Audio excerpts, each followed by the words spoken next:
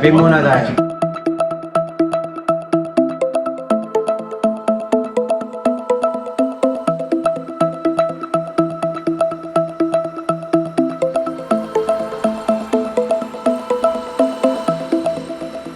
I don't know what's going on, but daming police or immigration or dito ako dadaan sa kabila.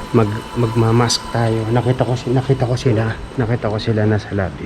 Pupuntahan natin. Hi, government here in Donghoy. I thought something is wrong. Okay, bye-bye. Good morning. Hi. Hello.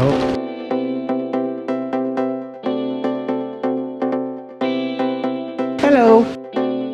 Good morning.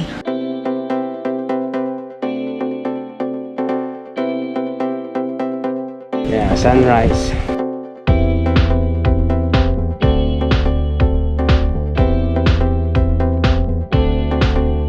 Oh my God, paano ako makakadaan din eh? Let's wait. Okay, let's go. Where'd it go? Dang.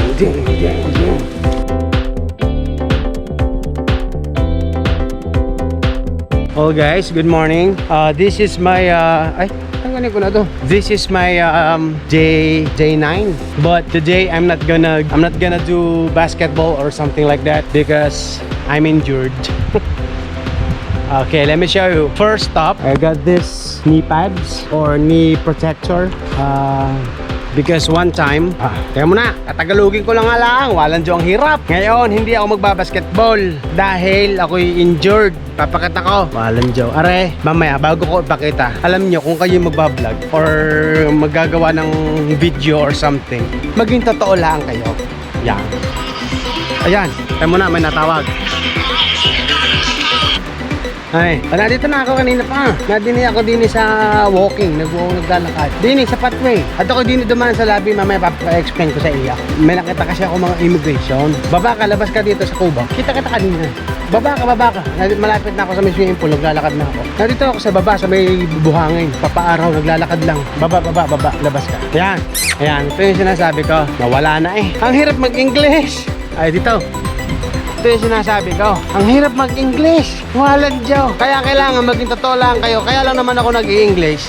Kasi meron akong mga subscriber na foreigner. Ay, ang hirap i-diretso. So ngayon, ipapaliwanag ko isa-isa. Okay, yung first injury ko, ito.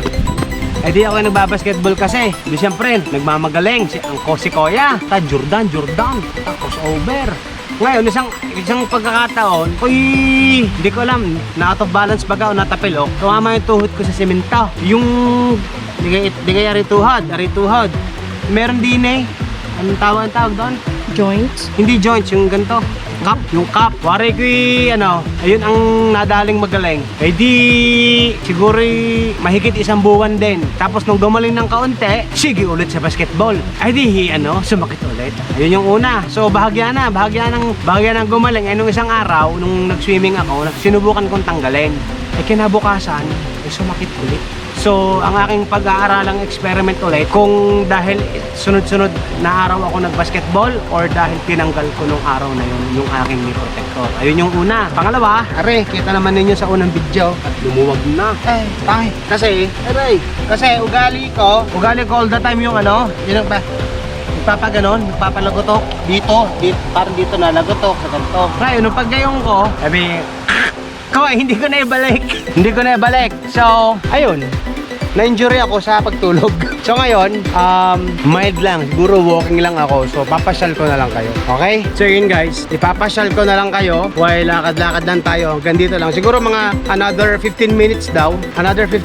Mainit na. Okay na kaya itong araw ko? Hindi, mag-stretching lang akong konti. Siguro walking na lang. Mamaya na lang mag-stretching. Lagi nyo namang nakikita tong side na to ng resort. Papakita ko naman sa inyo yung kabilang side. Lakad pa tayo further doon.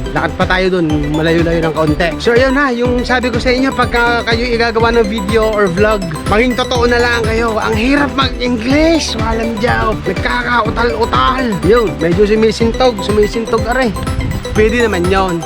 Doon sa aking mga Tatagalugin ko ha para hindi nila maintindihan ha. No sa aking mga subscriber na ibang lahi, ay di pa paano baga? Okay, i-message nyo na lang at ako'y sasagot sa inyo. Panoorin nyo na lang ang aking lugar. Huwag nyo na akong pakinggan, i-mute na lang ninyo. Mahirap din. So yun, papasyal ko na lang kayo. Laking bagay na tong araw na to. So iharap ko na yung camera, okay?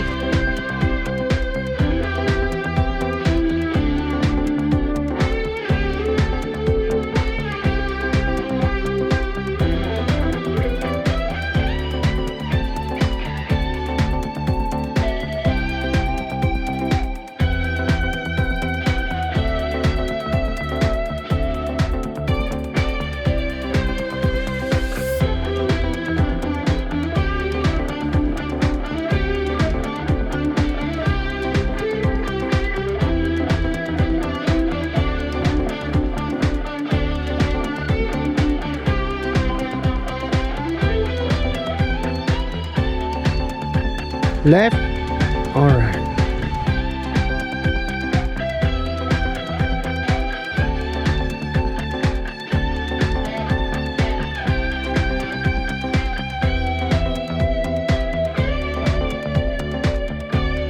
Well, ito yung football field.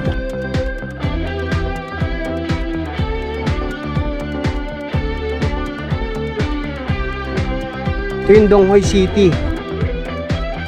So isolated talaga kami. Pagka yung bridge nasira, hindi talaga makakapunta dito sa amin. Literally, nasa isla siya. Kaya lang, city yung dating. Itong vlog na to, walang arte-arte to. Siguro mag-end up tayo sa ito yung kabilang gate. Tawag doon, yung mga temple. Habol ko lang naman maarawan ngayon.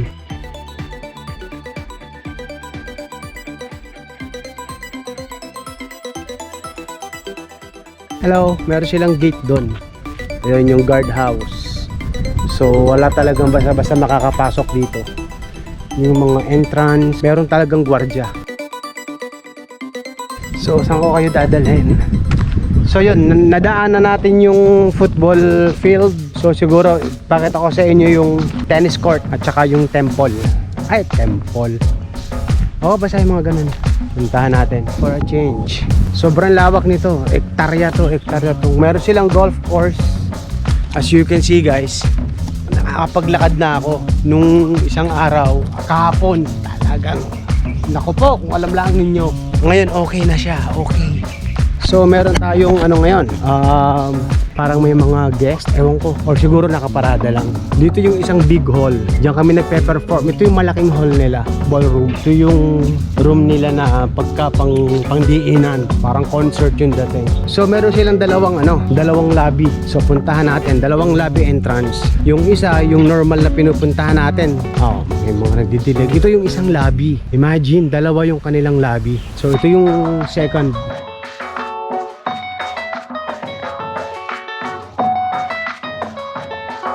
Ngayon mo mapapatunayan, kahit pala may pera ka, hindi mo din magagamit dahil sa pandemic. Teka muna, hintayin muna natin matapos yung naikot ba gayon? Pasaan ba yung tubig na yan? Hindi pala naikot.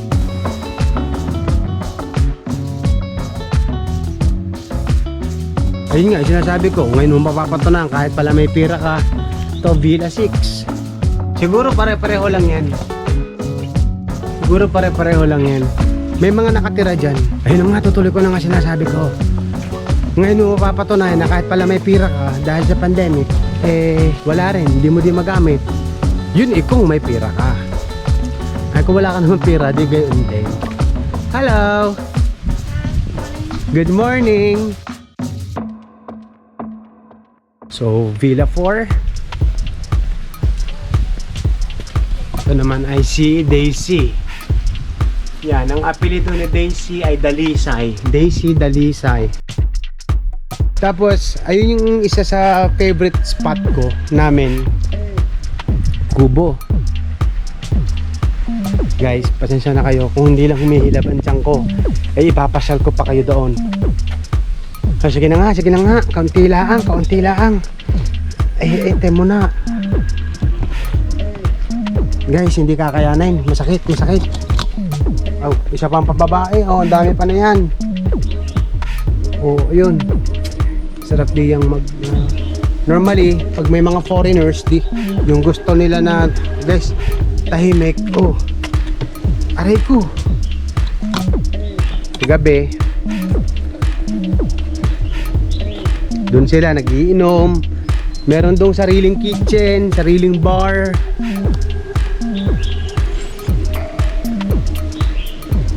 Guys, mga subscribers kong foreigners, kailangan ko ng translator talaga ngayon meron din ko iba. Are style lang. Are tunay na kuweba are. Tunay na kuweba are. Pagpasok mo diyan, doon ang iyong labas. Saglit lang yan. Wag ngayon talagang nahilab na. Ako pinagpapawisan lang ang aking laman loob. Wag ngayon, papasal ko kayo sa susunod. Yung isang, bibigyan ko kayo ng isang magandang formal na formal na yun, formal na yung ganito, yung nagsasalita habang nagpapakita ng video.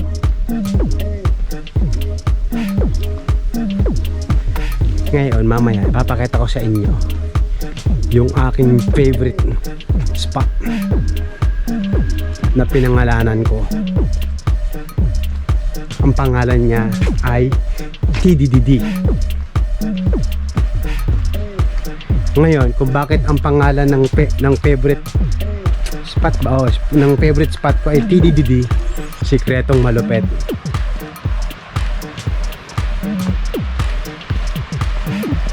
Alam mo yun, yung mga karanasan mo nung bata ka pa, na tumatatak sa iyo. So yun, yun yung dagat. Diyan tayo nagja-jogging, nagwa-warm up, nagpapaaraw. So ito na yung favorite spot ko na tinatawag kong TDDD. Diba? Dito yun. Dito, going to massage. Sarap sana ipasyal kayo sa massage room, kaya lang. Sige na nga, kayo na nga lang ang kita mo na.